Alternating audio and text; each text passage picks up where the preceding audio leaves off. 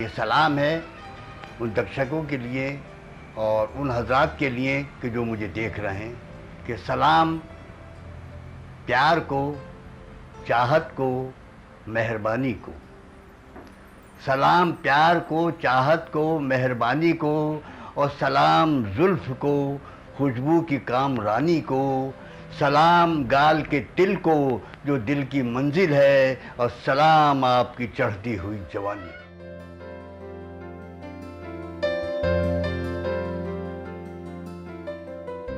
मैं शहर जयपुर का रहने वाला हूँ। नाम मेरा इकबाल हुसैन है, तखल्लुस मेरा हसरत है। तालीम मैंने जयपुर में पाई और मेरी हवेली के सामने एक बड़ी खूबसूरत लड़की रहती जिसका नाम था राधा। और इश्क का मज़हब से, ज़ात पात से कोई ताल्लुक़ नहीं, किसी से भी हो सकता है, किसी से भी किया जा सकता है। तो मेरा उससे प्यार हुआ। तालीम मैंने शेर व शायरी की मेरे नाना मरहूम से हासिल की, लेकिन इश्क का सबक जो है वो राधा ने पढ़ाया कि इश्क क्या चीज़ है। वहाँ से मैं शायर बना और पहला शेर मैंने उसके लिए कहा। वो झरोके में अक्सर आया जाया करती थी कि तू झरोके से जो झांके तो मैं इतना पूछूं, तू झरोके से जो झांके तो मैं इतना पूछूं, मेरे महबूब तुझे प्यार करूं या न करूं।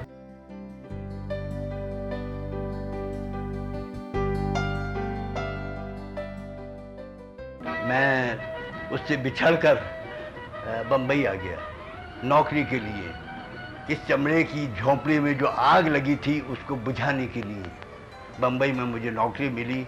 बड़ी खूबसूरत नौकरी मिली। मैं बस कंडक्टर रहा और 8 बरस तक मैंने बस कंडक्टरी की।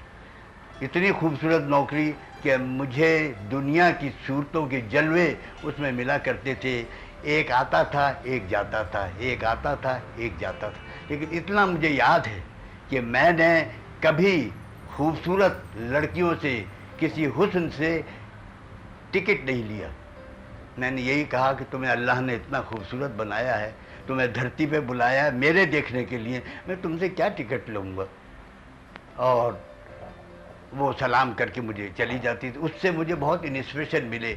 बहुत ही मैंने पोएम्स वगैरह उनके ख्यालों में, उनकी यादों में कहीं, बहुत कहीं।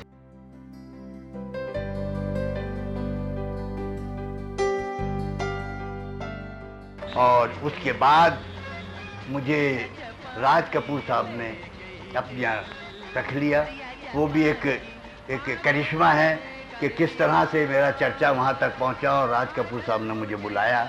उन्होंने कहा कि भाई ये हमारे म्यूज़िक डायरेक्टर हैं, लेकिन शर्त यह है कि तुम्हें धुनों पर गाने लिखने पड़ेंगे। तो मैंने राज साहब से कहा कि ठीक है राज साहब, आप मुझे धुनें सुनवा दीजिए, यहीं सुनवा दीजिए। उन्होंने वहीं धुनें सुनवाई और ठेका लगा, बल्कि राज साहब ने खुद ही ठेका लगाया। वो तो हर इंस्ट्रूमेंट बजा लेते, लाजवाब आदमी था। तो मुझे बताया, मैंने कहा जी ठीक है मैं कल ले आऊँगा। तो पहला मेरा गाना जो टेक हुआ वो था जिया बेकरार।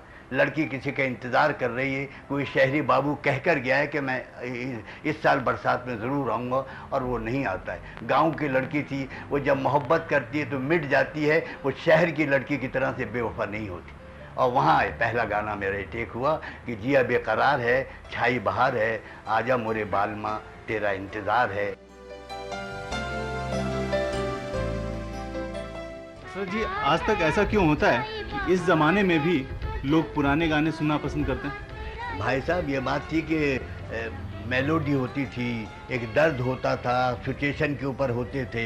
आजकल गाने सिचुएशन पर होते ही कहाँ हैं। एक गाना चाहिए, यहाँ ये लिख दो, हीरो हीरोइन के पीछे। हमारे यहाँ कहानी होती थी, आजकल के गानों में कोई कहानी नहीं होती, क्योंकि वो लोग म्यूज़िक डायरेक्टरों के पास गाने रहते हैं, वो कहते भैया ये रख लो। हमारे यहाँ ऐसे नहीं होता था। हमारे यहाँ सब बैठते थे, स्टोरी सुनते थे, सिचुएशंस निकालते थे, धुनें सब अगर बनी हुई हैं तो सुनते थे कि इसको सूट होगी कि नहीं होगी। वो उन तमाम बातों को मद्देनज़र रखते और एक एक गाने को एक एक महीना लग जाता था, एक एक कापी भर जाती थी एक गाना लिखने के अंदर। इसलिए वो गाने अमर हैं। पुराने गाने आप कोई भी लीजिए, किसी के भी ले लीजिए, शंकर जयकिशन कहीं, इसके अलावा भी आप नौशाद साहब के ले लीजिए, उन SD बर्मन के ले लीजिए, रोशन जी के ले लीजिए, जितने गाने, कल्याण जी, आनंद जी के लिए, पुराने गाने जितने भी हैं भैया, वो सब दिल को टच करते हैं। आज के गाने जो है दिल को टच नहीं करते, इधर आए उधर गए, इधर आए उधर गए। बस ये है कि एक शेर है, मैंने कहा है नए गानों के लिए भी कि ये आजकल के गाने हैं सेंट नकली नकली। सब लोग कह रहे हैं इतने हिना को लाओ। भैया इतने हिना की बात करो, नकली सेंट की क्या बात करते हो? इसलिए पुराने गाने छाए हुए हैं।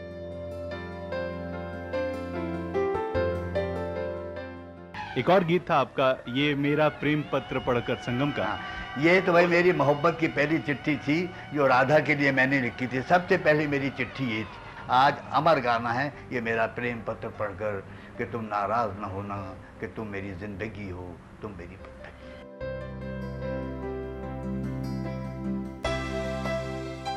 एक और गीत है जिसे भुला नहीं सकते हम लोग, उसका बोल है दिल के झरोखे में तुझको बिठाकर। हाँ, ये एक ऐसी सिचुएशन है कि लड़का प्यार करता है लेकिन उससे शादी नहीं हो सकती। ये मेरी सिचुएशन क्या है कि उस तरफ जाता है कि राधा की किसी से शादी हुई, मुझसे तो हुई नहीं शादी, लेकिन राधा को मैंने यही कहा, चिट्ठी भी लिखी थी कि दिल के झरोखे में तुझको बिठाकर, यादों को तेरी मैं दुल्हन बनाकर रखूँगा मैं दिल के पास, मत हो मेरी जान उदास। तू उदास क्यों होती है, तू अपने घर बार की हो जा, मैं तुझे दिल के झरोखे में हमेशा बिठा के और दुल्हन बना दूंगा।